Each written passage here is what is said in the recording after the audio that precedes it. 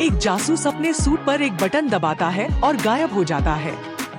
एक जादूगर अपने आप को एक चोगे में लपेटता है और धीरे धीरे अदृश्य हो जाता है।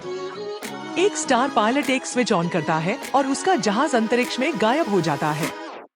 अदृश्यता कल्पना की दुनिया की सबसे रोमांचक शक्तियों में से एक है, जो हर तरह की कहानियों में देखने को मिलती है। लेकिन क्या यह कल्पना कभी हकीकत बन सकती है? अदृश्यता एक सापेक्ष शब्द है। स्टेल्थ तकनीक पर काम कर रहे शोधकर्ताओं और इंजीनियरों ने ऐसे विमान बनाए हैं जो रडार पर लगभग दिखाई नहीं देते, और ऐसी चोगे विकसित किए हैं जो टैंकों को थर्मल कैमरों से छिपा सकते हैं। लेकिन ये इनोवेशन चीजों को इंसानी आंखों से अदृश्य नहीं बनाते। हमारी आंखें उन दृश्यमान प्रकाश तरंगों को देखकर चीजों को देखती हैं, जो वस्तुओं से टकराकर वापस आती हैं।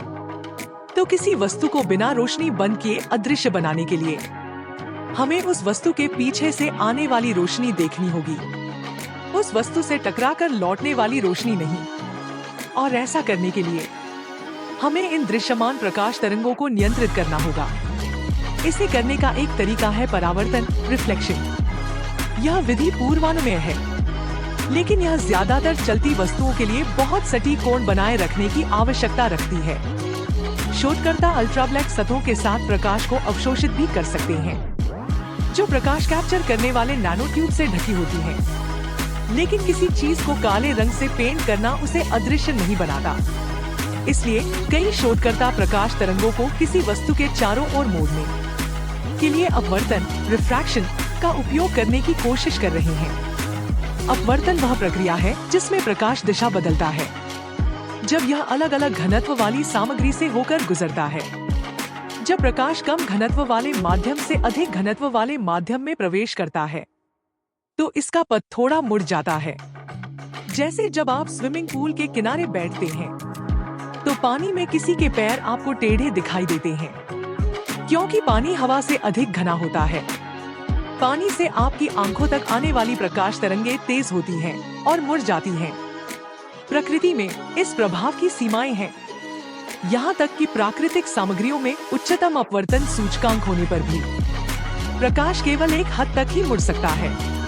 लेकिन प्रयोगशालाओं में हम इन सीमाओं को तोड़ सकते हैं। 1990 के दशक में सैद्धांतिक भौतिक विज्ञानी जॉन पेंट्री रडार संकेतों को अवशोषित करने के लिए एक रक्षा प्रयोगशाला के साथ काम कर रहे थे। परिणाम स्वरूप एक कार्बन फाइबर का जाल विकसित हुआ, जो इतना पतला और घना था कि यह प्रकाश के साथ सामान्य कार्बन से पूरी तरह अलग तरीके से इंटरैक्ट करता था। इससे पेंट्री को अन्य सामग्रियों के साथ इसी तरह के प्रयोग करने की प्रेरणा मिली। सूक्ष्म स्तर पर सामग्रियों को बदलकर पेंट्री ने छोटे माइक्रो स्ट्रक्चर जोड़े, जो प्रकाश को ऐसे तरीके से कैप्चर और मोड़ सकते थे जो पहले असंभव समझा जाता था।